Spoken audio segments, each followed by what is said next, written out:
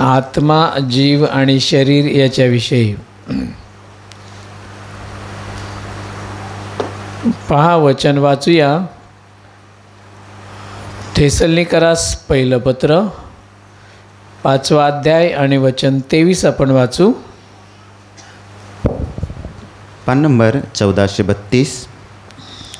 थेसलनिकरास पहिलं पत्र 5वा अध्याय 23 वचन.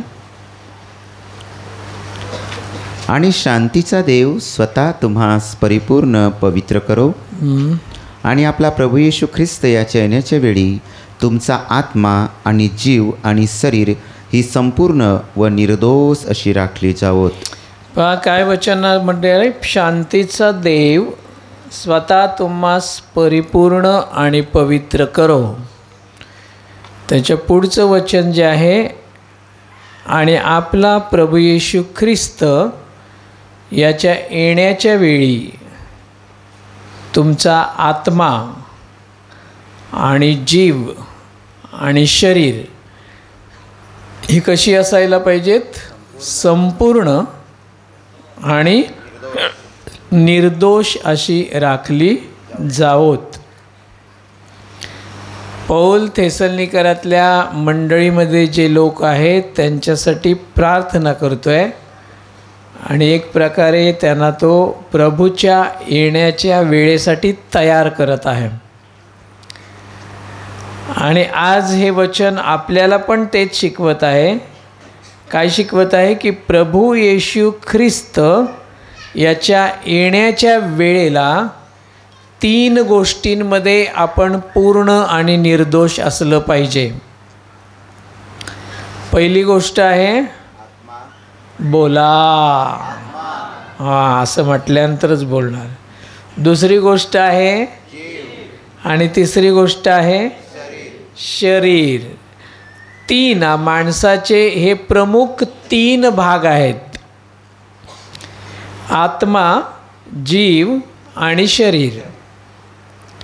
बरोबर, हे 3 मुख्य भाग आहेत. यातला सर्वात खालचा म्हणजे कनिष्ठ, ज्याला जास्त महत्त्व देणं योग्य ठरत नाही देवाच्या दृष्टीने, तो आहे शरीर, है ना? अरे हो की नाही? आणि मग दुसऱ्या नंबरवर आहे जीव, आणि सगळ्यात पहिल्या नंबरवर आहे आत्मा. वचनामध्ये आणि देवासाठी पहिलं स्थान कोणाला दिलेलं आहे? दुसऱ्या स्थानावर काय आहे? आणि तिसऱ्या स्थानावर काय आहे? आपल्या जीवनामध्ये पहिल्या स्थानावर काय आहे? आता नाही बोलणार. आपल्या जीवनामध्ये पहिल्या स्थानावर काय आहे? शरीर. दुसऱ्या स्थानावर जीव, आणि मग वेळ मिळाला तर आत्मा. पण प्रभूमध्ये आम्हाला असं शिकवत नाही. हालेलुया. व प्रत्येक शब्द पवित्र शास्त्रातला हा व्यवस्थित योग्य ठिकाणी लिहिले गेलेला आहे. कारण तो माणसाच्या बुद्धीने लिहिलेला नाही, तर तो पवित्र आत्म्याच्या द्वारे लिहिलेला आहे. आणि म्हणून प्रत्येक शब्दाला खूप महत्त्व आहे. म्हणून आत्म्याचं स्थान जे आहे ते अतिशय श्रेष्ठ स्थान इथं दिलेलं आहे. परंतु आपण पाहतो की देवानं माणसाला ज्या वेळेला निर्माण केलं त्यावेळेला देवानं काय केलं? त्याच्या प्रतिरूपात शरीर घडवलं, आणि मग त्याच्यामध्ये काय घातलं? जीव घातला, म्हणजे स्वतःचा आत्मा. जीव आणि आत्मा. म्हणून पहा, जी माणसं जिवंत आहेत त्यांना जीवात्मा असं सुद्धा म्हटलं जातं. जास्त पुढचं बोलतंय का? समजतंय ना? हां, आज समजून घ्या. जीवात्मा म्हणजे जीव आणि आत्मा. आणि हे हा जीवात्मा जो आहे तो देवानं बनवलेल्या या शरीरामध्ये राहतो. शरीर ही दिसणारी गोष्ट आहे, पण जीव आणि आत्मा हे अदृश्य आहेत. ते दिसतात का आपल्याला? नाही दिसत. प्राण्यांमध्ये शरीर आहे आणि जीव आहे, आत्मा नाही आहे. हॅलो, काय म्हणालो मी? हा, देवानं स्वतःचा श्वास फक्त म्हणजे आत्मा फक्त माणसांमध्ये घातला, जीव सगळ्यांमध्ये आहे. हालेलुया. म्हणून प्राण्यांना जीवात्मा म्हणत नाहीत, माणसाला जीवात्मा म्हणतात. हालेलुया. आणि आपण आपल्या या आध्यात्मिक जीवनामध्ये सर्वात जास्त स्थान कशाला द्यावं हे वचन आपल्याला शिकवतं. पण झालं आहे उलटंच. सुरुवातीपासून जर आपण बघायला गेलो,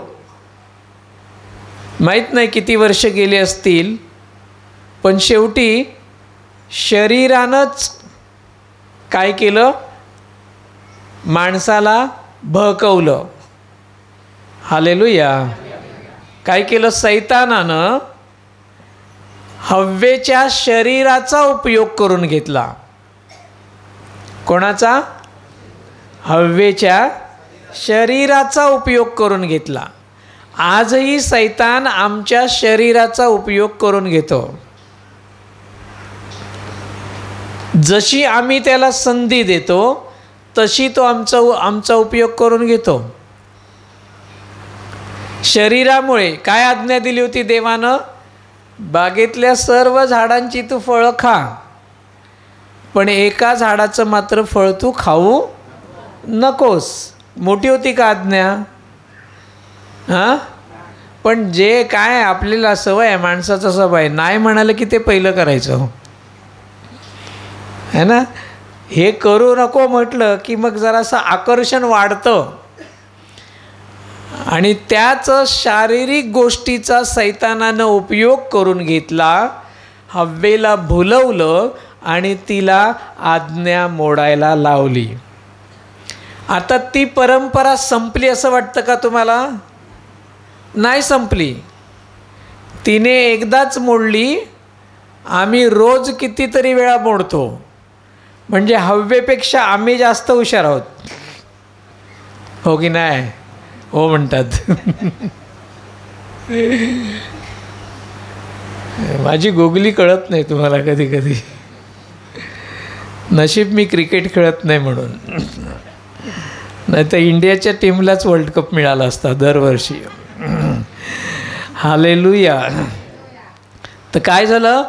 आज्ञा सैतानानं म्हणजे शरीरानं मोडायला लावलंय.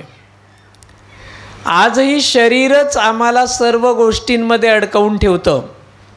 इतकं अडकवलेलं असतं की जन्मापासून मरेपर्यंत मनुष्य आपल्या शरीराच्या गोष्टींसाठीच जगतो. बरोबर की नाही? पोटासाठीच तो जगत राहतो. त्याला हे समजत नाही की हे शरीर हे कशासाठी दिलेलं आहे. हे फक्त देवानं जो आत्मा दिला आहे किंवा देवाच्या राहण्यासाठी ते बनवलं गेलं आहे. पण हे सत्य बऱ्याच लोकांना कळत नाही, मरेपर्यंत कळत नाही काही लोकांना. आपल्याला समजलं म्हणून प्रभूला धन्यवाद द्या. समजलं का? पहिली गोष्ट मी आपलं म्हणालो समजलं म्हणून, पण नक्की समजलं का? बघूया आता पुढे बघूया. समजलंय ना? हो म्हणाले तर सगळेजण. हां, ठीक आहे. तर शरीर हे बाह्य स्वरूप आहे, दिसणारा गोष्ट आहे, परंतु त्याच्यामध्ये न दिसणाऱ्या गोष्टी आहेत, ते म्हणजे जीव आणि आत्मा. बघा, जन्माला आल्यापासून मनुष्य शरीराच्याच गोष्टी शिकत राहतो. तो जन्माला आला रे आला की काय लगेच सुरू होतं? आई आई आई बा आई आई आई आई. हात, हा तुझा कान, हे तुझे डोळे, हे तुझे पाय, असं चालायचं. एक एक शब्द ऐकतो, तेच शब्द बोलतो. शिवी देखील शिवी बोलेल, त्याला माहिती नाही चांगलं काय वाईट काय. 5 वर्षापर्यंत तो सगळ्या शरीराच्याच गोष्टी शिकत असतो. 5 ते 6 वर्षापर्यंत. बरोबर की नाही? अरे हो की नाही? झोपले नाहीत ना? नक्की. आता कुठे सुरू केलं आहे काय? सगळ्या शरीराच्या गोष्टी, डोळा, कान, नाक, तोंड, हात, पाय, असा ये, इकडे जा तिकडे जा, पळायचं, धावायचं, खायचं, प्यायचं, झोपायचं, या सगळ्या कसल्या गोष्टी आहेत? आणि मग जरा का 5-6 वर्षाचा झाला की मग त्याला आपण कुठे पाठवतो? शाळेमध्ये पाठवतो.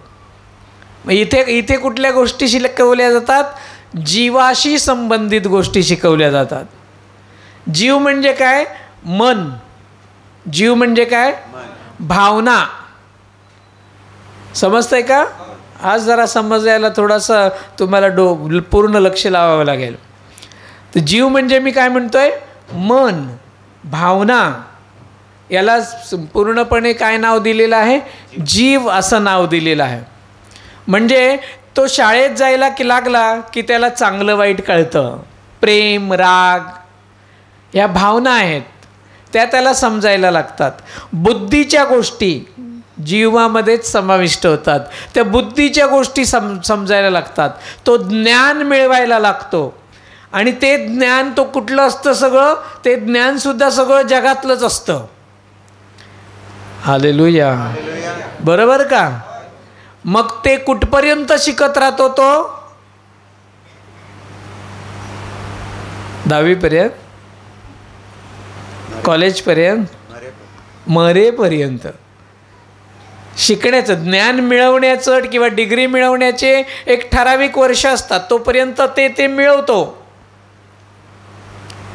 नंतर मग लग्न करतो, मुलांना जन्म देतो आणि एक दिवशी म्हणजे आला कसा शरीरात आणि जीवामध्ये, जगला कसा शरीर आणि जीव, मेला कसा शरीर आणि जीव. त्याचा आत्मा त्याला कुठे होता हे माहीतच नाही. आपल्याला माहीत आहे का? किती जणांना माहिती आहे? फक्त दोघांचाच आवाज आला मला. फक्त दोघेच बिचारे जागे आहेत. बरं झालं तुम्ही तर आहात म्हणून मी बोलतो इकडे. आता तिसरी गोष्ट, शरीर पाहिलं आपण, जीव बघितला, बरोबर ना? आता आत्मा. तिसरी गोष्ट काय आहे? आत्मा. आत्मा ही दिसणारी गोष्ट आहे का? नाही, अदृश्य गोष्ट आहे. म्हणून त्याला अविनाशी असं म्हटलेलं आहे. तो दिसत नाही, परंतु त्याला एक शब्द मात्र बायबलमध्ये आपल्याला पाहायला मिळतो. आणि सर्व धर्मग्रंथांमध्ये, जर चांगल्या वेदांमध्ये तुम्ही पाहाल तर तिथे सुद्धा तो शब्द आपल्याला पाहायला मिळतो, जो मी आहे तो मी आहे. हालेलुया. म्हणजे आत्म्याला काय नाव दिलं आहे? मी. आत्म्याला काय शब्द आहे? मी. हा मी म्हणजे हा मी नव्हे, तो मी. हालेलुया. माझ्याकडे बघा, जो मी आहे तो मी आहे. हालेलुया. ही आहे आत्म्याची जाणीव. ही कसली जाणीव आहे? आत्म्याची. ही जाणीव ज्या वेळेला माणसाला होते त्यावेळेला त्याला समजतं मी कोण आहे, माझा निर्माणकर्ता कोण आहे, माझ्या देवाला कोणत्या गोष्टी आवडतात, मी देवासाठी काय केलं पाहिजे, मी कसं राहिलं पाहिजे, मी कसं जगलं पाहिजे. ह्या आत्म्याच्या गोष्टी हळूहळू जसजसं आपण देवाकडे येतो तसतशा आपल्याला शिकायला मिळतात. परंतु जगातले जवळजवळ मी म्हणेन 99% लोक शरीर आणि जीवामध्येच मरण पावतात. त्यांना आत्म्याच्या गोष्टी कधीच शिकायला मिळत नाहीत. आपण धन्यवाद देऊ, प्रभू येशूमुळे आपल्याला हे शिकायला मिळतं. हालेलुया. मी म्हणेन दररोज शिकायला मिळतं. जो प्रत्येक जण आपल्या घरामध्ये गुडघ्यावर जातो आणि आपलं मन आपल्या प्रभूकडे लावतो, तो नक्कीच आत्म्यामध्ये आपल्या प्रभूला शोधत राहतो. तो आत्म्याचं जीवन जगतो. तो फक्त रविवारीच आत्मिक जीवन जगतो असं नव्हे, किंवा शनिवारीच नव्हे, तर दररोज तो आत्मिक जीवन जगतो. हालेलुया. आणि अशा स्थितीमध्ये म्हटलंय, वचन काय म्हटलंय पहा, आत्मा जीव आणि शरीर हे तिन्ही संपूर्ण आणि कसे असायला पाहिजेत? बोला, कसे असायला पाहिजेत? मग आपण पूर्ण आहोत का? प्रभू येईपर्यंत आम्हाला तिन्ही गोष्टी, आत्मा, जीव आणि शरीर, या तिन्ही गोष्टी कशा ठेवायच्या आहेत? निर्दोष ठेवायच्या आहेत. हालेलुया. शरीराला वेदना आहेत, आजारपण आहेत, जीवाला आहेत, आहे ना, त्याला मनाचे विकार म्हणतात. पण आत्म्याला जगातला कोणताही रोग नाही. हालेलुया. आत्म्याला कोणताही रोग लागत नाही. म्हणून आत्मा कधीही मरत, आणि म्हणून त्याला अविनाशी असं म्हटलेलं आहे. हालेलुया. मग या आत्म्यामध्ये कोणत्या गोष्टींचा समावेश होतो पहा? एक पहिलं म्हणजे देवाचं प्रकटीकरण, म्हणजे देव कोण आहे, मी कोण आहे, नातं समजायला सुरुवात होते. हालेलुया. प्रार्थना करायला सुरुवात होते. देवाच्या सहभागितेत राहायला आवडतं, देवाला शोधायला आवडतं, प्रभूची गाणी गायला आवडतात, प्रभूच्या स्तवनामध्ये आनंद करायला आवडतं. घरात राहायला आवडत नाही, पण मंदिरात जायला आवडतं. हालेलुया. आपल्याला असं होतं का? दाविदाला असं व्हायचं. भरपूर उपपत्न्या होत्या त्याच्या, नाही का? त्याने ठरवलं असतं तर आज एकीकडे, उद्या दुसरीकडे, नंतर तिसरीकडे, मग चौथीकडे. आठवडा पण पुरला नसता त्याला. आणि मग तो म्हणाला असता, देवा काय करू, इतक्या बायका आहेत, वेळ कुठे आहे माझ्याकडे? आमच्याकडे एक असते तर आम्ही हैराण होतो. कोणीच हसत नाही आहे. तुम्ही हैराण झालेले दिसत नाही बहुतेक. हालेलुया.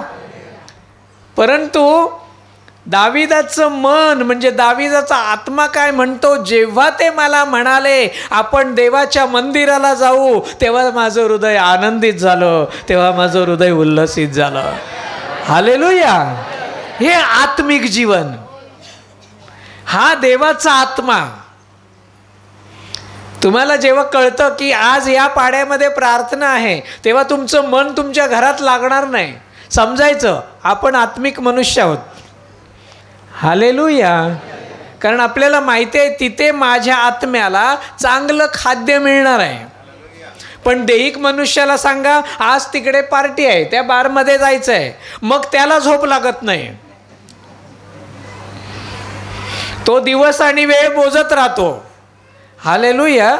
कारण त्याचं शरीर त्याला तिकडे खेचत असतं. पण आत्म्याचं उलटं आहे. आत्मिक मनुष्याला कुठे? देवाकडे तो आत्मा खेचून घेतो.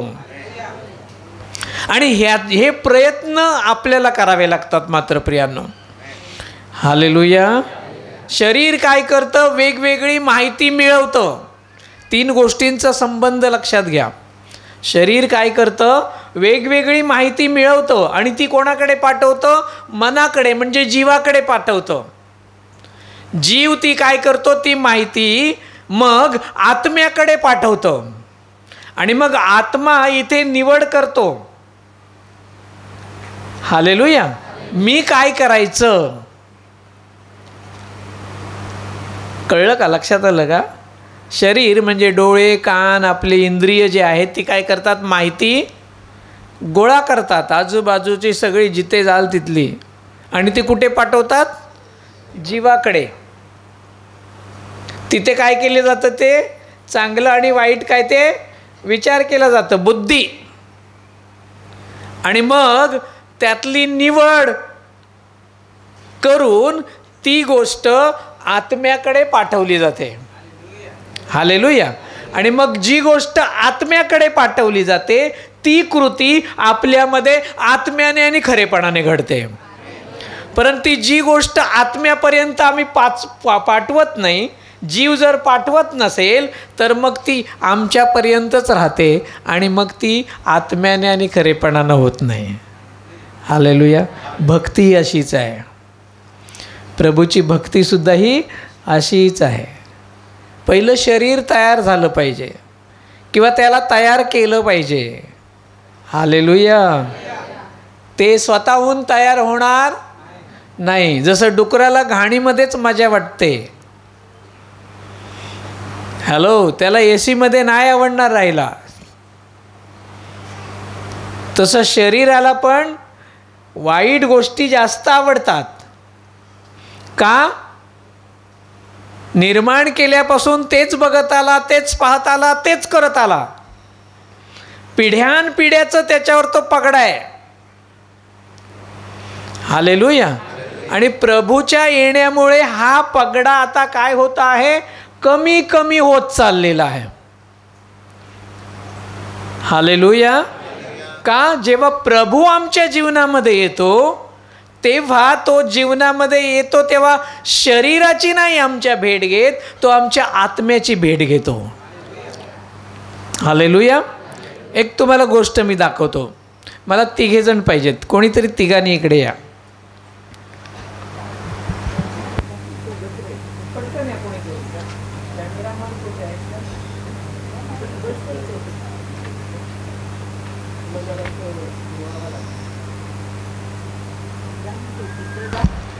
तिसरा कोणच नाही आपल्याकडे. लवकर लवकर.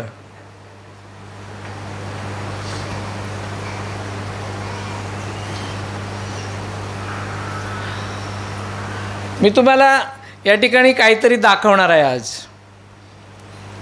माझा आवाज कुठपर्यंत येईल मला माहीत नाही, कारण मला जरासं आता फिरावं लागणार आहे. हालेलुया. हा शरीर आहे. हे काय आहे? हातात घेता येईल का?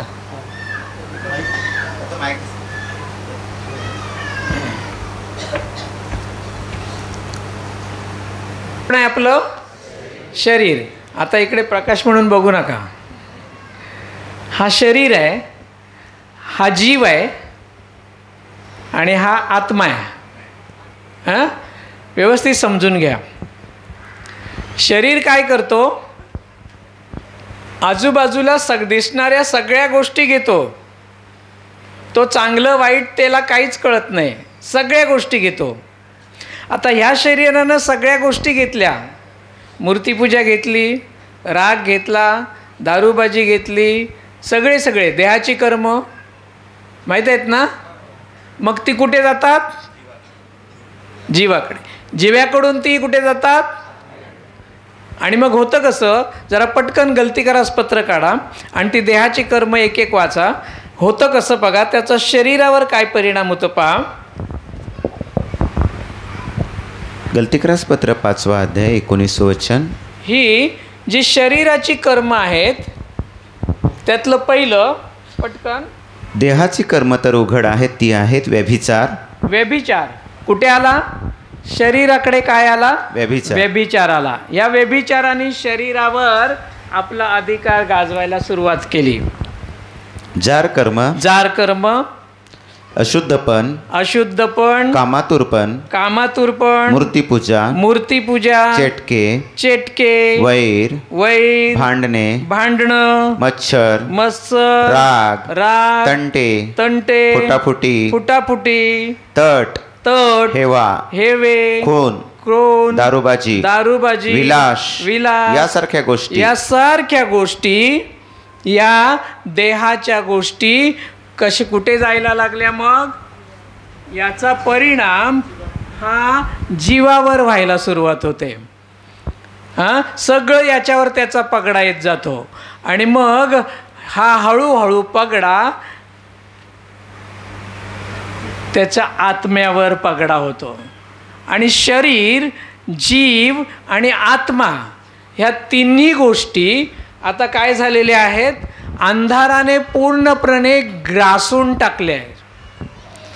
शरीराला, जीवाला आणि आत्म्याला तिघांनाही काय केलेलं आहे? या देहाच्या कर्मांनी पूर्णपणे वेढून टाकलेला आहे.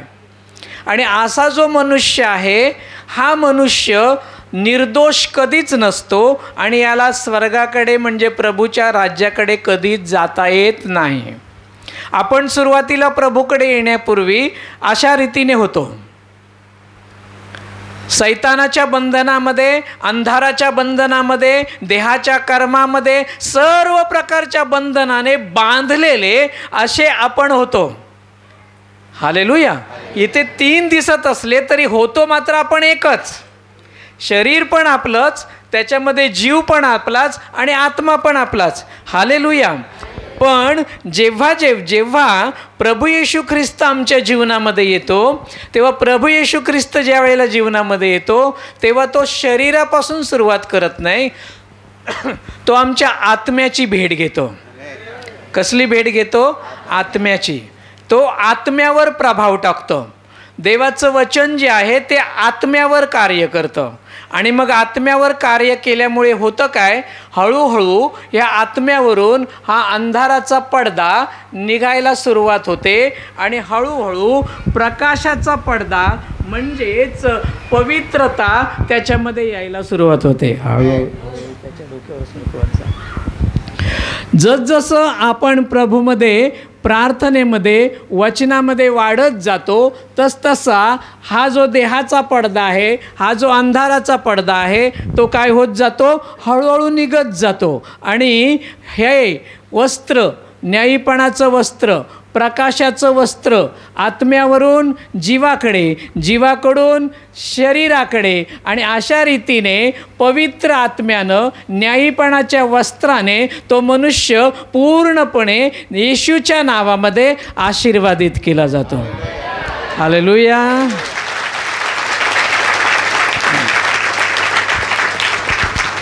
हे आहे आपल्या जीवनामध्ये प्रभूनं केलेलं कार्य.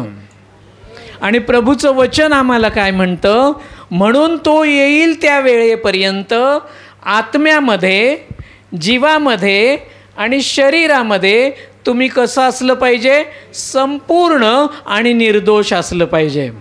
हालेलुया. मला वाटतं आता सगळ्यांना कळलं असेल. थँक्यू. सगळ्यांच्या शरीर, जीव आणि आत्मा.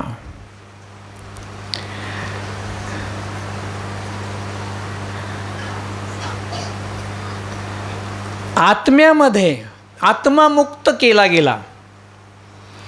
येशूच्या येण्यामुळे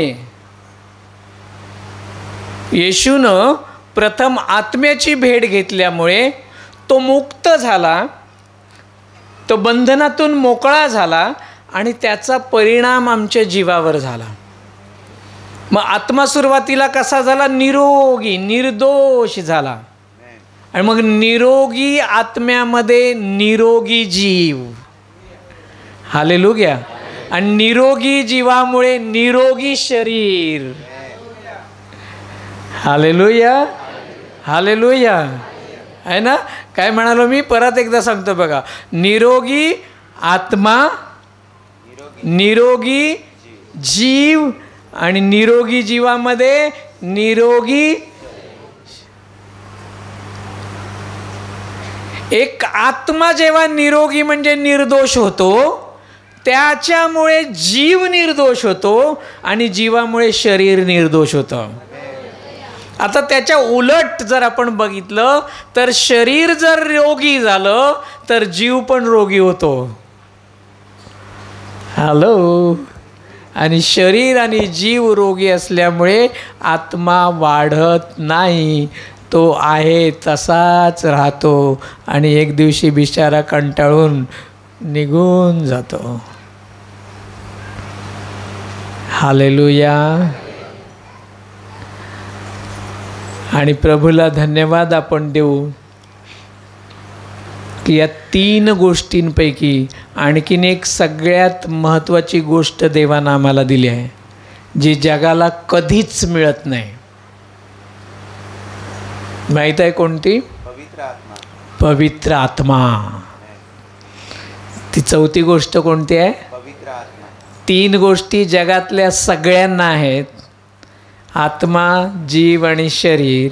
पण पवित्र आत्मा ही जगातल्या सगळ्यांना दिलेली गोष्ट नाही, ती फक्त येशूचा स्वीकार करणाऱ्यांनाच दिली गेलेली आहे. Hallelujah, hallelujah.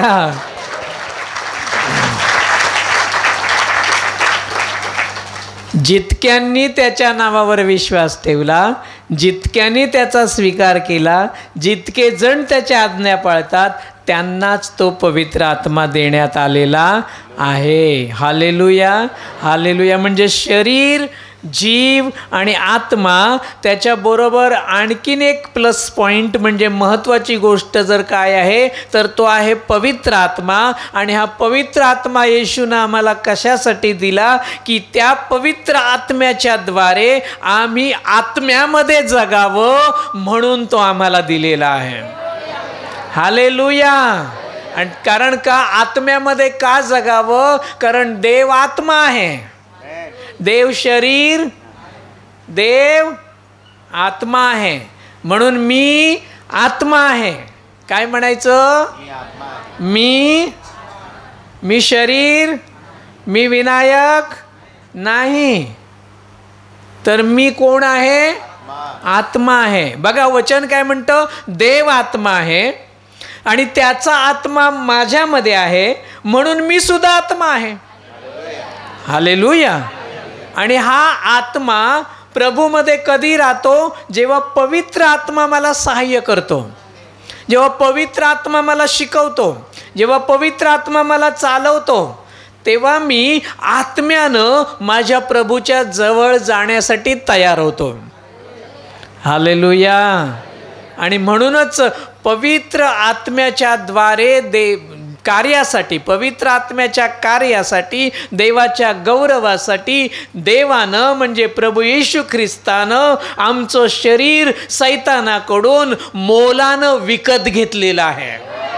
हालेलुया. कोणी विकत घेतलं आहे? कोणी विकत घेतलं आहे आम्हाला? कोणी? काय बोलत नाही आहेत? कोणीच नाही विकत घेतलं. कोणी? मग बोला ना की पटकन. कोणापासून विकत घेतलं? सैतानापासून. सैतानानं आमच्या शरीराचा, जीवाचा आणि आत्म्याचा घात करावा, नाश करावा म्हणून फसवलं होतं. त्याच पिढ्यानपिढ्या त्याच बंधनामध्ये अडकवून ठेवलेलं होतं. परंतु येशूनं काय केलं? त्या सर्व गोष्टींची किंमत चुकवली आणि सैतानाकडून आमचं शरीर विकत घेतलं. हालेलुया. कशासाठी विकत घेतलं? शिव्या मारायला? भांडणं करायला? दारू प्यायला? नाही, त्याला राहण्यासाठी. हालेलुया. येशू पहिला कोरिन्थीकर 6 अध्याय वचन 20.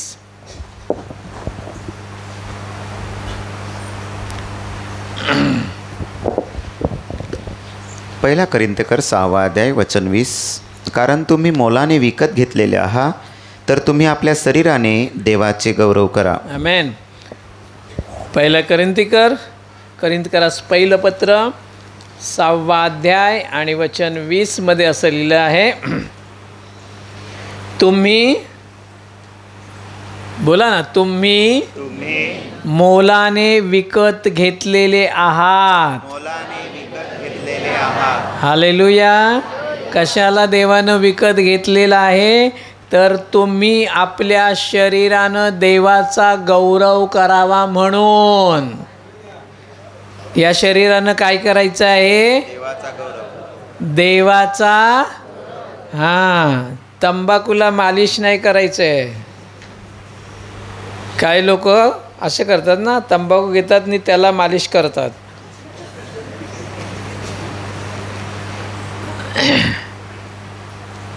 शरीरानं काय करायचं आहे? देवाचा गौरव. बोलतच नाहीये. या शरीरानं काय करायचं आहे? म्हणजे जे जी गोष्ट करतो तिथे त्या वेळेला विचारायचं आपल्या स्वतःच्या मनाला, याच्यामुळे देवाचा गौरव होतोय का? हालेलुया. मी जे काम करणार आहे, मी जे बोलणार आहे, जे मी पाहणार आहे, जे मी ऐकणार आहे, त्याच्यामुळे माझ्या देवाचा गौरव होणार आहे का? कारण येशूनं तर मला विकत घेतलंय. की या शरीरानं मी त्याचा गौरव केला पाहिजे म्हणून. हालेलुया. आणि म्हणून रोज मला काय केलं पाहिजे, या शरीरानं माझ्या प्रभूचा गौरव केला पाहिजे. कारण याच शरीरामध्ये प्रभू म्हणतो, प्रभूचं वचन म्हणतं, मी राहतो. बरोबर की नाही? तारण पाणवलेल्या माणसांमध्येच तो राहतो. 19 त्याच्या अगोदरचं वचन. तुम्हासे ठाऊक नाही काय, तुम्हासे ठाऊक नाही काय, तुमचं शरीर हे तुम्हामध्ये जो पवित्र आत्मा आहे, जो देवापासून तुम्हास आहे, त्याचं पवित्र स्थान आहे आणि तुम्ही आपले स्वतःचे नाही. हालेलुया. म्हणा स्वतःला, तू स्वतःचा नाही आहेस. शेजाऱ्याला सांगा, तू स्वतःचा नाही आहेस. फक्त दुसऱ्याला सांगू नका, स्वतःला पण सांगा. नाही तर त्याला सांगून मोकळे व्हाल, तू स्वतःचा नाही आहेस, मी माझं स्वतःचाच आहे. मी स्वतःचा का नाही आहे बरं? मी स्वतःचा मला विकत घेतले. हां, विकत घेतलं आहे ना, मग मी दास आहे खरं पाहिलं तर. बरोबर ना? नोकर. परंतु मला प्रभूने नोकर म्हणून नाही घेतलं आहे, त्याचा मुलगा म्हणून घेतलं आहे. हालेलुया. हे आहे आपलं सर्वात मोठा आशीर्वाद. वचन म्हणतं, तुम्हास हे ठाऊक नाही काय की तुमचं शरीर हे तुमच्यामध्ये जो पवित्र आत्मा आहे, म्हणजे जो आत्मा आहे, म्हणजे जो देव आहे, ते त्याचं घर आहे. हालेलुया. ते त्याचं राहण्याचं ठिकाण आहे. हालेलुया. आणि ते त्याच्या राहण्यासाठी योग्य व्हावं म्हणून तो अंधाराचा पडदा त्यानं तुमच्यापासून काढून टाकलेला आहे. हालेलुया. म्हणून काय करा, आता हे शरीर, जीव आणि आत्मा ही प्रभू येण्याच्या वेळेपर्यंत निर्दोष राहावा म्हणून काय करा, देवाच्या गोष्टी, देवाला गौरवण्याच्या गोष्टी करा, असं वचन आम्हाला सांगतं. 2 पेत्र पहा, 1 अध्याय वचन 13.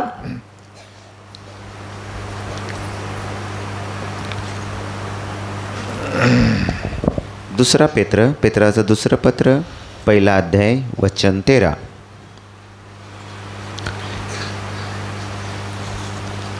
पान नंबर 1472. पेत्राचे दुसरे पत्र, 1 अध्याय वचन 13. आणि मी या मंडपात आहे तोपर्यंत तुम्हास आठवण देऊन जागृत करणे हे मला योग्य वाटतं. काय म्हणतोय पेत्र इथे? पेत्र काय म्हणतोय पहा, जोपर्यंत 13 वचन, मी या मंडपात आहे. कोणतं मंडप आहे? हां, तो शरीराला मंडप म्हणतोय. काय म्हणतो? हे मंडप आहे. कोणी बांधलेलं मंडप आहे? हे देवानं बांधलेलं मंडप आहे. आणि जोपर्यंत हे मंडप आहे तोपर्यंत मी काय करेन, तो म्हणतो, मी तुम्हाला आठवण करून देतो. कशाची? जागे राहा. प्रभू येण्याच्या वेळेपर्यंत काय करा, जागे राहा. मी या मंडपात आहे तोपर्यंत सांगेन. एकदा का माझं मंडप मोडलं की मी तुम्हाला सांगायला नाही येणार. मी सुद्धा तसंच, मंडप आहे तोपर्यंत त्याला सरीत येईन, मंडप तुटलं की नाही येणार. तुम्ही याल का? नाही, कोणाचाच मांडव, एकदा मांडव मोडला की संपलं. काय शिल्लक राहत नाही मग. तर तो म्हणतो, मी आहे म्हणजे मी जिवंत आहे, या शरीरात आहे तोपर्यंत मी तुम्हाला आठवण करून देतो की प्रभू येशू ख्रिस्ताच्या येण्यापर्यंत तुम्ही काय करा, जागे राहा. 14 वचन काय म्हणते पहा, कारण मला ठाऊक आहे की आपल्या प्रभू येशू ख्रिस्तानेही मला दाखवल्याप्रमाणे माझा मंडप बाजूला ठेवून देण्याची वेळ लवकर येणार आहे. पौल पण म्हणतो की माझी वेळ आता जवळ आली आहे. पेत्र पण म्हणतो माझा पण आता मंडप बाजूला ठेवायची वेळ जवळ आली आहे. आपणच आहोत असे की ते अजून म्हणत नाही आहोत, आहे ना. आम्हाला इतकी हौस आहे, दात पडले तर तरी पण म्हणतो ना, जराशा अजून जग, माझ्यासाठी प्रार्थना करा हो.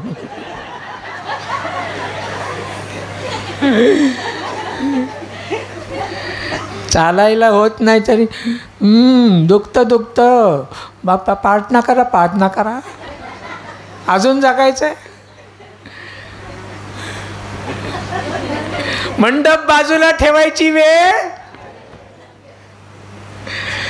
किती जणांनी तयारी केली आहे. असं बोललं तरी आम्हाला भीती वाटते आहे ना. तुम्हाला सांगू, माणूस जन्माला येताना रडत येतो, बरोबर की नाही? रडत येतो की नाही? पण जगातले 100% नाही 99.99% लोक जाताना पण रडतच जातात.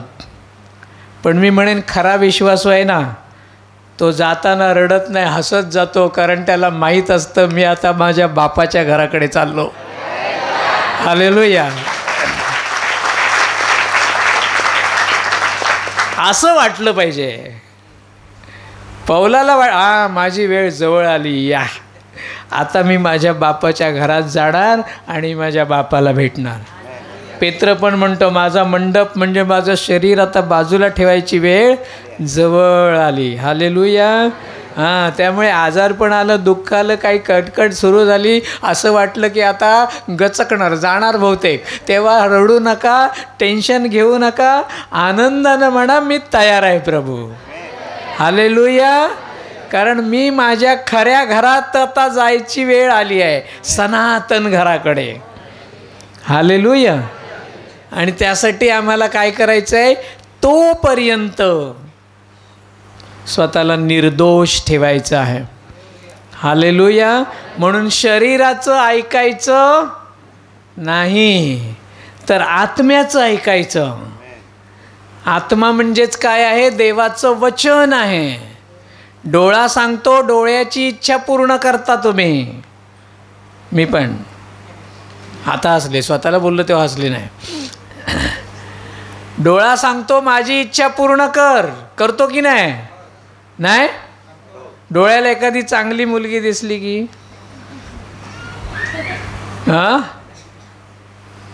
हिच्याशीच लग्न केलं पाहिजे मी. डोळ्याला एखादी बाजारात चांगली साडी दिसल्यावर कोणाची इच्छा पूर्ण करतो? आता बोला ना लवकर. हव्वेने कोणाची इच्छा पूर्ण केली? डोळ्याची. वाचा उत्पत्तीच्या पुस्तकात लिहिलंय तिकडे, ते फळ तिला दिसायला म्हणजे डोळ्याला सुंदर दिसलं तिच्या आणि खायला चांगलं वाटलं. लिहिलंय की नाही? बघा ना उत्पत्ती 3 मला वाटतं.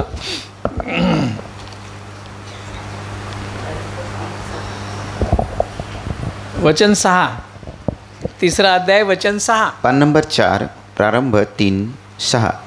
आणि स्त्रीने जेव्हा पाहिले की ते झाड खायला चांगले व डोळ्यांना आनंद देणारे आहे. डोळा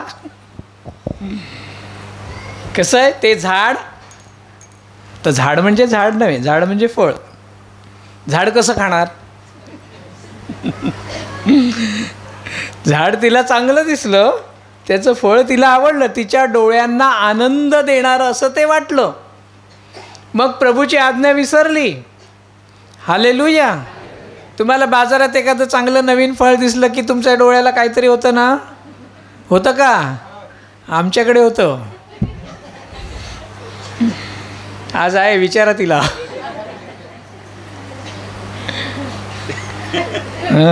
ते हवा अशीच असणार. मी हिच्याकडे बघितल्यावर तिला सांगतो, तू हिला एखादं फळ नवीन दिसलं की ते घरात आलं.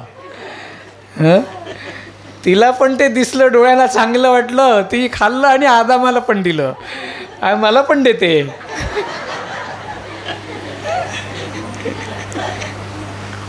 डोळ्याला चांगलं दिसणारं की लगेच आपण ते आपल्याला हवंसं वाटतं. आता बघा मोबाईल बघा ना, साधा मोबाईल पण तेच काम करतो आणि की हा स्मार्ट मोबाईल पण तेच काम करतो. याच्यापेक्षा भारी म्हणजे ॲपलवाला मोबाईल आहे ना, आयफोन. हो ना. पण दिसायला आयफोन लगेच आवडतो. आता आपली तेवढी कॅपॅसिटी नाही, ती सोडून द्या. पण कोणी घे म्हटलं तर काय सोडणार होता? पण लगेच आपला जुना ठेवू की नाही बाजूला? का? डोळ्यांना चांगलं दिसतंय ते. हालेलुया. बऱ्याच गोष्टी आपल्या जीवनामध्ये आहेत ज्या आपल्या डोळ्याला आवडतात त्या आपण करतो, परंतु वचन म्हणतं हालेलुया, कानाला आवडणाऱ्या गोष्टी आपण करतो, नाकाला आवडणाऱ्या गोष्टी आपण करतो. बरोबर की नाही? भजीचा वास आला की लगेच वाटतं थोडीशी खाल्ली पाहिजे.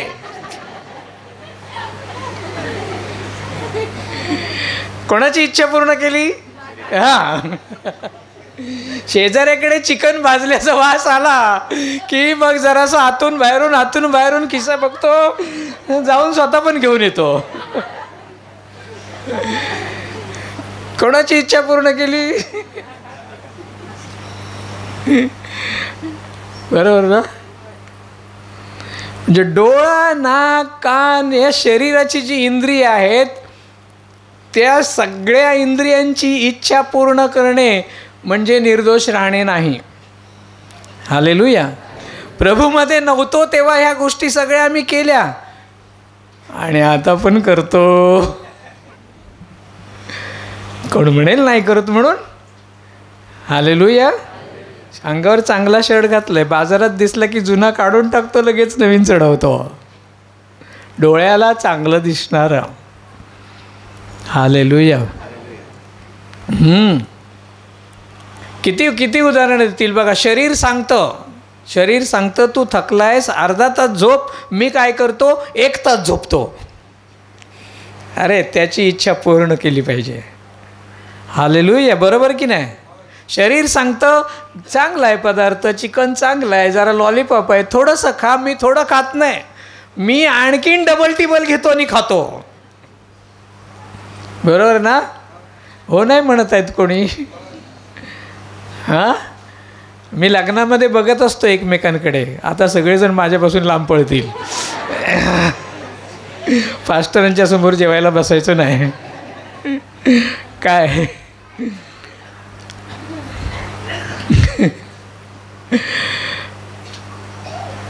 असं आम्ही आमच्या शरीराच्या इच्छा पूर्ण करू. तेच बघा. आत्मा सांगतो, शरीर सांगतं अर्धा तास झोप. आम्ही 1 तास झोपतो की नाही? आत्मा सांगतो अर्धा तास प्रार्थना कर. आम्ही किती करतो? 10 मिनिटं बस झाली. हॅलो, बरोबर की नाही?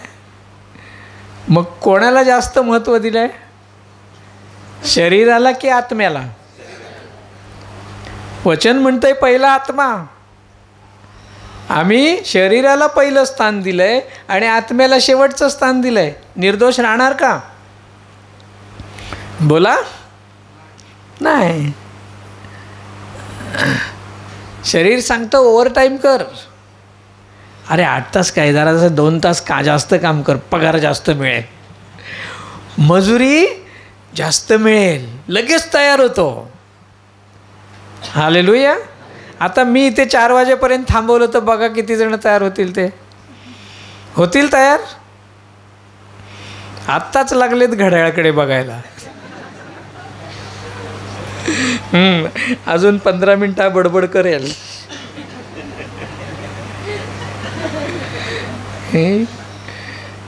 काय दर रविवारी आहे ना, बोलायला कंटाळा येत नाही. इथे आम्हाला बसून बसून कड आलेत खाली, आहे ना? दुखतंय का? पौलासारखं शरीराला कुदळा. हालेलुया. त्याचे लाड पूर्ण करायचे नाही. त्याला सांगायचं 6 तास किंवा 7 तासच ना, तेवढंच तुला झोपायला मिळेल. जास्त बोललास तर बघ काय स्वाम.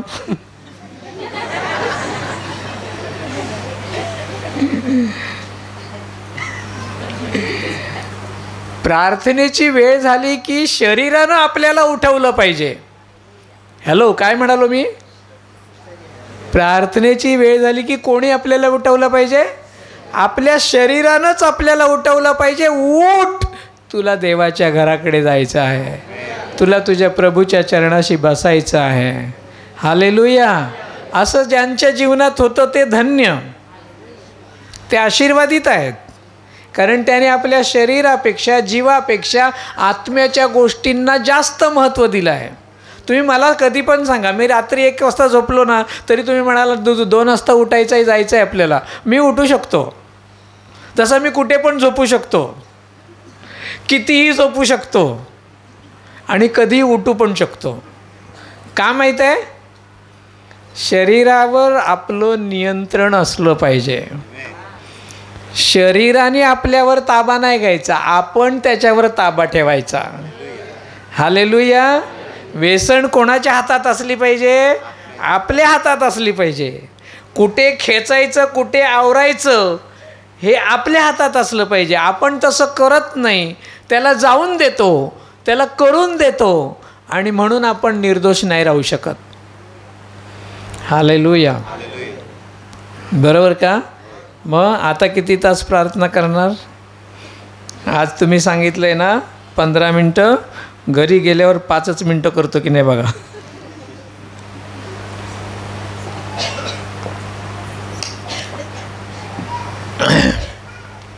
शरीर आणखीन एक गोष्ट म्हणत असतं. काय नाही रे, थोडंसं. काय म्हणत असतो तो? बोला ना, थोडंसं बोला, बोला, थोडंसं. काय म्हणत असतो तो? थोडा वेळ झोप ना, थोडंसं खा ना, थोडीशी घे ना, थोडीशी पी ना. थोडं रे, थोड्याने काय होतंय? हे सगळे डायलॉग कोणाचे आहेत? शरीराचे. म्हणून याच्यापासून लांब राहायचं. असं जेव्हा कोणी आपल्याला सांगतो ना, थोडं रे काय होतंय, थोडं रे, त्याला सांगायचं काय होतंय नाही, बरंच काय होतंय. हालेलुया. काय होतंय नाही, बरंच काय होतंय. तर हे ज्यावेळेस आम्ही करायला शिकतो त्यावेळेला आम्ही आमच्या आत्मा, आमचा जीव आणि आमचे शरीर हे निर्दोष ठेवायला प्रयत्न करत असतो. हालेलुया. बघा, प्रभूला मी धन्यवाद द्या. लहानपणापासून मरेपर्यंत आपल्या आजूबाजूचे सर्व लोक आपल्याला देहाविषयी म्हणजे शरीराविषयीच बोलताना आणि करताना दिसतात. इवन आपले आईवडीलसुद्धा लहानपणापासून आपल्याला कसल्या गोष्टी शिकवतात? हो, देवाच्या गोष्टी शिकवतात. तुम्ही शिकवता आता लहान मुलांना तुमच्या? म्हणा नाही, गुगली टाकली आहे. त्यामुळे हल्ली काय झाले, सगळेजण हुशार झालेत. अशा वेळेला एकदम गप्पच बसतात. हो नाही, काय बोलायचंच नाही. आपल्या आईवडिलांनी आपल्याला शरीराच्याच गोष्टी शिकवल्या की नाही? देवाच्या गोष्टी शिकवल्या का हो? सांगितलं का त्यांनी देव किती आहे, कोण आहे, त्याला काय आवडतं, काय केलं पाहिजे? काहीतरी शिकवलं का आपल्याला?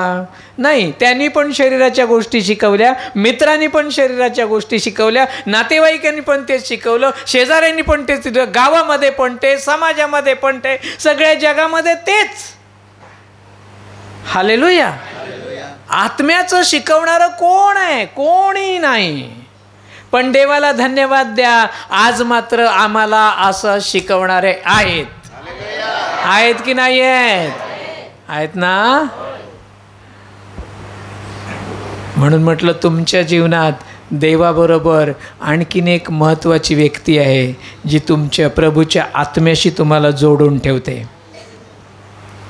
कोण आहे ती? प्रभूनंतर पवित्र आत्म्यामध्ये आत्म्याशी जोडून ठेवणारी आणखीन एक व्यक्ती आहे. कोणीच नाही? जाऊ दे. आत्म्याच्या गोष्टी कोण शिकवतो तुम्हाला? बोला ना. कोणच नाही शिकवत आहे? शिकवतात ना. जगातल्या सगळ्या गोष्टी शिकवतं, पण आत्म्याच्या गोष्टी कोण शिकवतो? तरी पण जीव नाही आहे. नाही शिकवलं बिचाऱ्यांना कधीच. शिकवलं का? तो शिकवतो का? दर रविवारी शिकवतो ना. असं नाही शिकवत ना. आज या, आज आपण मस्तपैकी चिकन करी बनवायला शिकूया. पुढच्या रविवारी आपण बिर्याणी बनवायला शिकूया. पापड कसे लाटायचे, ते कसे तळायचे आज मी शिकवतो तुम्हाला.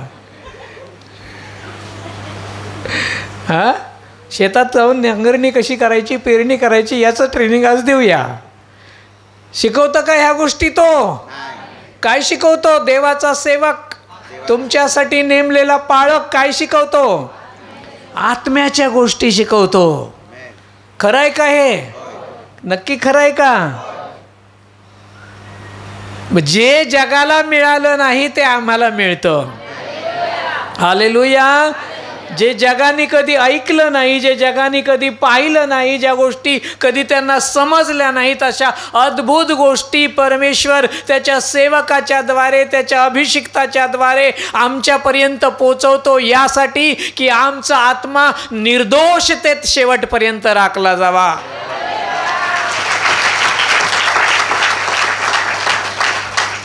हालेलुया. तुम्ही इथे या, तुम्ही बरे व्हाल, तुमचं असं होईल, तुमचं तसं होईल, तुमची गाडी आहे, तुम्हाला बंगला मिळेल, तुम्हाला हे मिळेल, तुम्हाला ते होईल, तुम्हाला ऐकू चांगलं, तुम्हाला पोरं होतील. ह्या सगळ्या शरीराच्या गोष्टी आहेत. कृपा करून आम्ही तरी सांगतो ह्या तुम्हाला मिळतील, पण त्याच्यापेक्षा मौल्यवान अशी गोष्ट मिळेल, ते म्हणजे प्रभू येशू ख्रिस्त. हालेलुया. कधीही न संपणारी गोष्ट आहे आणि आत्मा ही सुद्धा कधीही न संपणारी गोष्ट आहे. आणि त्याच्यामध्ये टिकून राहण्यासाठी देवानं तुम्हाला आणि मला बोलवलेलं आहे. हालेलुया. आणि या आत्म्यात टिकून राहण्यासाठी जो सेवक झटतो तो लक्षात ठेवा तुमच्यासाठी नेमलेला माणूस आहे. हालेलुया. म्हणून देवाला जर मोठं स्थान तुमच्या हृदयात असेल तर आपल्या पास्टरला थोडंसं तरी जागा ठेवा. तुम्ही म्हणाल स्वतःच सांगतायत. काय म्हणालो मी? देवासाठी आपल्या हृदयात जागा असलीच पाहिजे, पण थोडीशी कुठंतरी जागा ठेवा की जो तुमच्या शरीराचा आणि आत्म्याचा नाश होऊ नये म्हणून आत्म्याच्या गोष्टी तुम्हाला शिकवतो. हालेलुया. हालेलुया. शरीर आम्हाला प्रभूकडे घेऊन जात नाही, परंतु देवाचा आत्मा मात्र आम्हाला प्रभूकडे घेऊन जातो. म्हणून देवाचं जे वचन आहे, जे अविनाशी आहे, जे आमच्या जीवाशी आणि शरीराशी आणि आत्म्याशी संबंधित आहे, जे आम्हाला आत्म्यामध्ये अधिक आशीर्वादित करतं, ते जेव्हा जेव्हा तुमच्यापर्यंत येईल तेव्हा तेव्हा समजायचं की आज या वचनाने मी पुन्हा एकदा निर्दोष झालो आहे. हालेलुया. प्रश्न विचारणारा तुमच्यामध्ये कोणीतरी असलाच पाहिजे. काय म्हणालो मी? आणि तुमचे पालक तुम्हाला प्रश्न विचारतात का, तू असं का केलंस म्हणून? त्यावेळेला राग येतो ना. आत्ता जर नसतं ना असं केलं असतं ना, सगळ्या लोकांसमोर मला बोलले म्हणजे काय?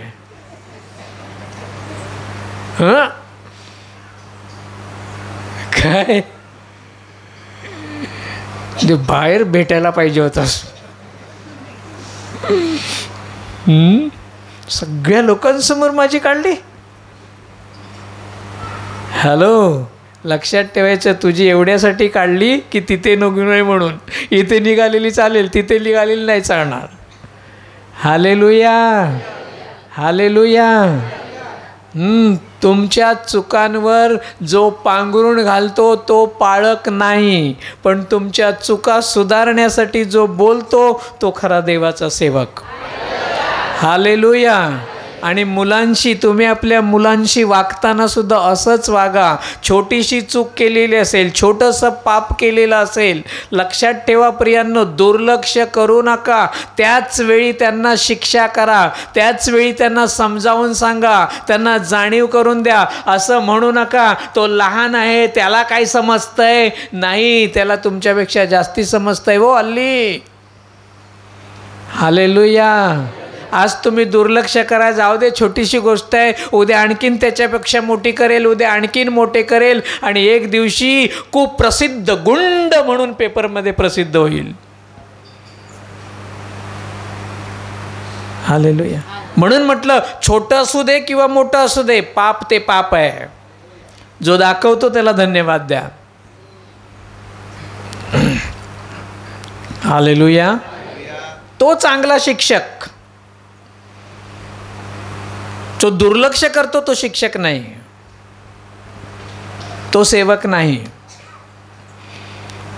तुमचं शरीर, जीव आणि आत्मा निर्दोष राहावा म्हणून जो बोलतो, जो चांगला मार्ग दाखवतो, तो खरा शिक्षक. कारण तुम्हाला माहिती आहे, सगळ्यांना माहिती आहे की प्रभूला थोडंसं देखील पाप आवडत नाही. काय म्हणालो मी? थोडंसं देखील पाप प्रभूला आवडत नाही. तर देव म्हणाला असताना काय झालं, एकच फळ खाल्लंस ना, ठीक आहे, बाकीची अजून आहेत ना तशीच, पुढच्या वेळेला खाऊ नकोस, बस का? आपण असंच वागतो ना मुलांशी. हां, एवढंच केलं, ठीक आहे. दुसरा कोण बोलला तर हां मोठा आला सांगायला, तुला माहीत आहे का तो किती रडला तो घरी जाऊन. आई बाजू काय करतात, बाजू घेतात. बरं ठीक आहे, तो रडला तर रडला, त्याला का रडला, कशा झाला, तुम्ही त्याला समजावून सांगा, त्याला जाणीव करून द्या. हालेलुया. देवाला शक्य होतं की नाही, एकच फळ खाल्लं होतं ना, मग देव प्रेमळ आहे ना, कृपाळू आहे ना, त्यांनी दया करायला हवी होती, हो की नाही? केली का? तुम्ही 1000 पाप करा आणि कबूल करा, देव क्षमा करेल. पण तुम्ही एवढंसं पाप केलं आणि जर त्याची कबुली दिलीत नाही, देव तुम्हाला कधीच क्षमा करणार नाही. हॅलो, काय बोललो मी, कळलं का? हां, देवाला इतकंसंही दोष चालत नाही, इतकंसंही पाप चालत नाही. मग आपल्या स्वतःकडे बघा की आपण दिवसभरामध्ये अशा किती गोष्टी करत असू की ज्या देवाला आवडत नाहीत. मग तो आपल्यावर क्रोध करतो का? नाही. आम्हाला तरीही वाट बघतो काय, आज संध्याकाळी तरी बसेल आणि माझ्याकडे क्षमा मागेल. Hallelujah, hallelujah. तुम्ही क्षमा मागा, तो लगेच क्षमा करेल. पण तुम्ही जर क्षमा मागितली नाही तर तो तुम्हाला सोडणार नाही. आदाम हव्वाने क्षमा मागितली असती तर सुटले असते. मागितली नाही, एकमेकांवर दोष द्यायला लागले, ह्याच्यामुळे त्याच्यामुळे, ह्याच्यामुळे. खरं ना, आताचे नवरा बायको तेव्हा पण तसेच होते, है ना? तर याच्यासाठी काय करावं लागेल? शरीर, जीव आणि आत्मा जर निर्दोष राहायचं असेल तर एक उपाय आहे, सगळ्यात उत्तम आणि सगळ्यात चांगला उपाय, जो मी तुम्हाला याच्या अगोदर शिकवला आहे, ध्यान आणि चिंतन. सगळ्यांच्या माना परत खाली गेल्या, म्हणजे चिंतन ध्यान सगळं बंद झालेलं आहे. काय ते वचन काय मला माहिती नाही, ते कसलं तरी चिंतन म्हणजे मरणच, काय ते जरा जरा मोठ्याने सांगा. देवाचे चिंतन हे मरण आहे, परंतु आत्म्याचे चिंतन हे जीवन आणि शांती. ते पण बोलत नाहीत काय जण. बोलून कशाला अडकायचं त्याच्यात, न बोललेलं बरं. मग कसलं चिंतन केलं? आत्म्याचं केलं का? ज्यांनी केलं ते जिंकले. निर्दोष राहायचं असेल तर याच्यासारखा दुसरा मार्ग नाही. आत्म्याचं चिंतन. तुम्हाला दारू का खुणावते? कारण तुम्ही शरीराचं ऐकता. तुम्ही शरीराच्या थकव्याकडे बघता. मी काम करून एवढा दमलोय, थोडीशी प्यायली की बरं वाटेल. पण तुम्हाला असं नाही वाटत की मी तेवढाच वेळ प्रभूच्या चरणाशी बसलो आणि मी त्याच्यामध्ये जर माझं मन लावलं तर मला त्याच्या कितीतरी पटीने बरं वाटेल. हे आहे देवाचं चिंतन. हालेलुया. जे व्हॉट्सॲपवर आहेत त्यांच्यासाठी मी चिंतन आणि मननासाठी मला वाटतं मी 3 की 4 व्हिडिओ पाठवलेत. माहिती नाही किती जणांनी बघितले आहेत ते. हां, तलासरी त्या ग्रुपवर पण मी टाकलेत. नुसतं वचन घेतलं नाही तर तुम्हाला रेडीमेड वचनं पण पाठवून दिली होती. चिंतन करा, या गोष्टींचं चिंतन करा. ती जी गोष्ट आम्ही जास्त वेळ आमच्या मनात घोळत राहते त्याचा परिणाम आमच्या शरीरावर आणि मनावर होतो. हालेलुया. म्हणजे निर्दोष राहण्यासाठी काय करायला हवं? परत एकदा बोला. कोण बोलतच नाही. निर्दोष राहण्यासाठी काय केलं पाहिजे? हां, हे फक्त बोलायचं आणि विसरून जायचं. माझं काम आहे सांगणं, मी सांगून जातो. तुम्हाला करायचं तर करा, नाही करायचं तर नका करू. हालेलुया. प्रभूंनी पण इतक्या सगळ्या गोष्टी सांगितल्यात की नाही? याच्यामध्ये काय कमी सांगितल्यात का? करतो तो आशीर्वादित, नाही करतो तो शापित. हालेलुया. मग ज्याचं प्रभूवर प्रेम आहे तो करणारच, ज्याचं वचनावर प्रेम आहे तो ऐकणारच आणि त्याप्रमाणे चालणारच. आणखीन एक वचन आपल्याला पाहायला मिळतं. शरीर निर्दोष राहण्यासाठी आणखीन आपण काय करू शकतो, काय केलं पाहिजे पहा. रोमकरासपत्र 12वा अध्याय वचन 1.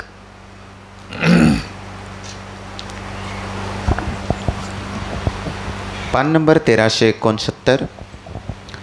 रोमकरासपत्र 12वा अध्याय 1 वचन. यास्तव भावांनो, मी देवाच्या करुणांमुळे तुम्हास विनंती करतो की तुम्ही आपली शरीरे जिवंत, पवित्र, देवाला आवडता यज्ञ अशी सादर करून द्यावी, ही तुमची आत्मिक सेवा आहे. काय म्हटलंय पहा. निर्दोष राहायचं आहे का? हॅलो, राहायचं आहे का? हां, मग काय करा म्हटलंय? तुम्ही आपली शरीर जिवंत, पवित्र, देवाला आवडता यज्ञ अशी सादर करा. काय करायचं आहे शरीराला? कोणाला सादर करायचं आहे? कसं सादर करायचं आहे?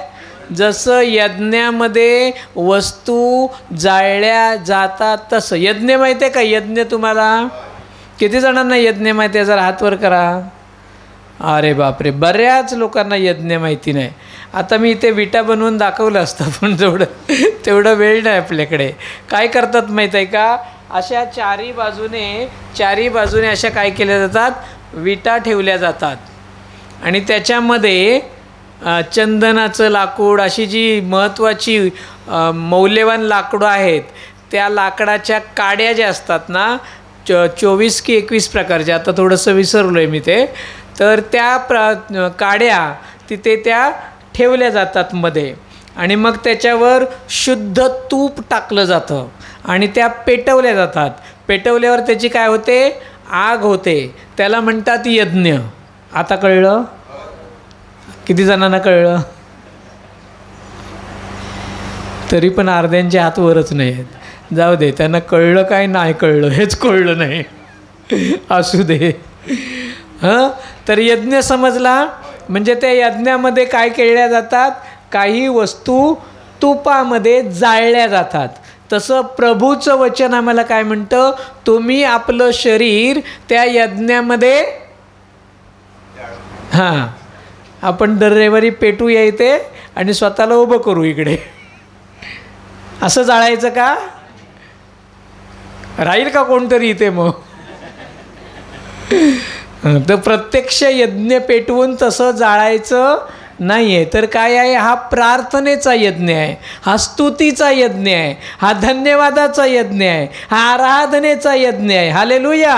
आणि या यज्ञामध्ये शरीरामध्ये, मनामध्ये, डोक्यामध्ये येणाऱ्या जेवढ्या गोष्टी आहेत त्या काढून टाकून द्यायच्या, जाळून टाकायच्या, असं वचन आम्हाला सांगत आहे. मनामध्ये पाप आहे का? येशूच्या नावात म्हणायचं निघ, मी तुला जाळून टाकतो. हालेलुया. हां, कळलं का? शरीर जिवंत देवाला यज्ञ अशी अर्पण करायची. हां, डोळा सांगेल ते ऐकायचं नाही, त्याला जाळायचं.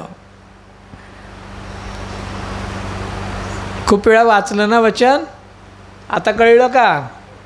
यज्ञात जाळणं म्हणजे आराधनेमध्ये जितक्या वाईट गोष्टी आहेत त्या आठवायच्या आणि म्हणायच्या, प्रभू येशू आज तुझ्या नावामध्ये ह्या सगळ्या जळून जाऊ देत. माझं शरीर, माझा जीव, माझा आत्मा निर्दोष होऊ दे.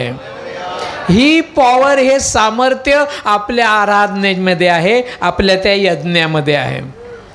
हालेलुया. आणखीन काय करायचं? दुसरी गोष्ट समजली का? पहिली गोष्ट बोला ना, गेली. शरीर निर्दोष राहण्यासाठी पहिली गोष्ट कोणती सांगितली? गेलं ध्यान. आणि दुसरी गोष्ट काय सांगितली? कोणाला यज्ञ, काय यज्ञात टाकायचं आहे? शरीर. काय? शरीर यज्ञ असं सादर करायचं, अर्पण करायचं. तिसरी गोष्ट पुढच्या वेळेला विचारणार मी, ज्याला सांगणार नाही त्याला बाहेर उभं करूया आपण. तिसरी गोष्ट बघा, दुसरं वचन 12:2. आणि या जगाशी समरूप होऊ नका, तर आपल्या मनाच्या नवीकरणाने स्वतःचे रूपांतर होऊ द्या. मनाचं नवीनीकरण. पहिलं शरीराचं. हालेलुया. शरीराला यज्ञ साधन. मग काय करायचं? मनाचं म्हणजे मन नवीन करायचं. काय करायचं? मन म्हणजे मनातल्या ज्या जुन्या गोष्टी आहेत ना, पापाच्या, शापाच्या, नको नको ते डोक्यात चालायचं रात्रंदिवस, हां, त्या सगळ्या काय करायच्या? आता ते आपल्याला शक्य आहे का स्वतःला काढणं? म्हणून आराधनेमध्ये ते करायचं. प्रभूला सांगायचं, आज माझं मन पवित्र होऊ दे, आज मला नवीन मन दे. जुनं ते सगळं निघून गेलं या तुझ्या वचनाप्रमाणे, आज परत मला नवीन कर. झालं. शरीर नवीन झालं यज्ञामध्ये दिल्यामुळे, मन नवीन झालं. आणि तिसरी गोष्ट त्याच वचनामध्ये आहे, यासाठी की देवाचा मनोदय. देवाचा मनोदय म्हणजेच काय? देवाची इच्छा. आता देवाची इच्छा म्हणजे त्याच्या आत्म्याशी संबंधित आली. म्हणजेच देवाच्या आत्म्यामध्ये काय आहे ते तुम्हाला त्याच्यामुळे समजेल. आला आत्मा पण आला की नाही? हालेलुया. शरीर आणि मन या दोघांना तू ताब्यात ठेवलंस तर आत्म्याच्या गोष्टी तुला समजत जातील. आणि त्याच्यामुळे आम्ही आमचा आत्मा, जीव आणि शरीर हा काय करू शकतो? निर्दोष असं ठेवू शकतो. एफिसकरास पत्र 4 अध्याय वचन 23.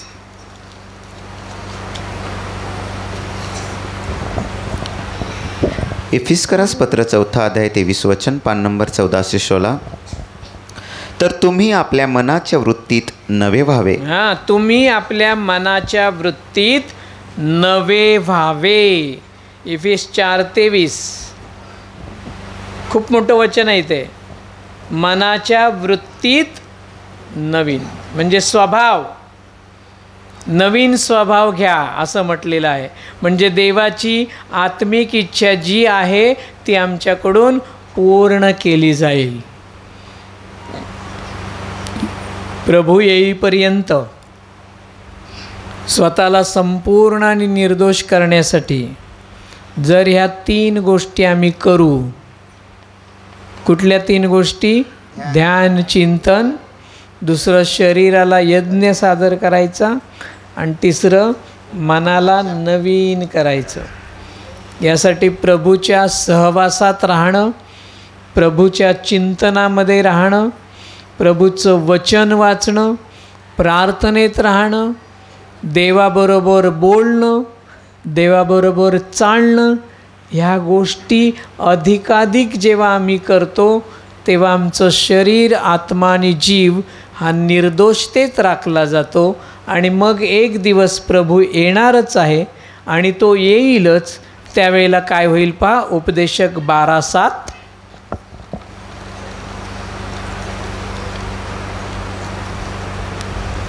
उपदेशक 12:7.